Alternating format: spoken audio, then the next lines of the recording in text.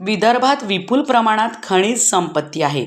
या खनिज संपत्तीचा प्रदूषणमुक्त कसा वापर करावा याचे नियोजन करूनच भद्रावती परिसरात 2 हरित पोलाद प्रकल्प उभारण्यात येत आहे. उद्योगांमुळे एक इकोसिस्टीम तयार होते. रोजगार निर्मितीसोबत सेवा क्षेत्रात वाढ होते.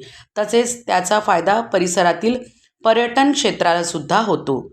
एक प्रकारे देशाच्या अर्थव्यवस्थेला उद्योगांमुळे मोठी उभारी मिळते, असे प्रतिपादन मुख्यमंत्री देवेंद्र फडणवीस यांनी केले.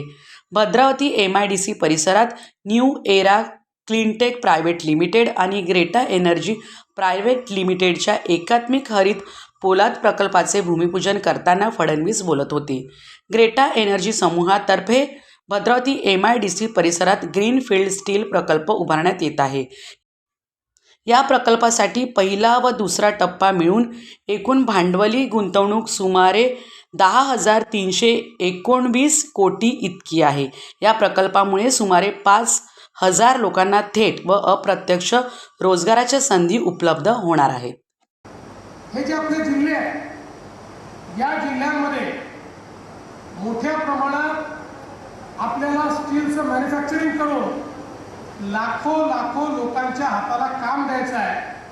आणि मला सांगताना आनंद वाटतो की जवळपास 3 लाख कोटी रुपयाची इन्व्हेस्टमेंट गुंतवणूक आता या ठिकाणी आलेली आहे आणि जवळपास 1 लाखपेक्षा जास्त आमच्या लोकांच्या हाताला काम मिळेल अशा पद्धतीनं याची सुरुवात झालेली आहे.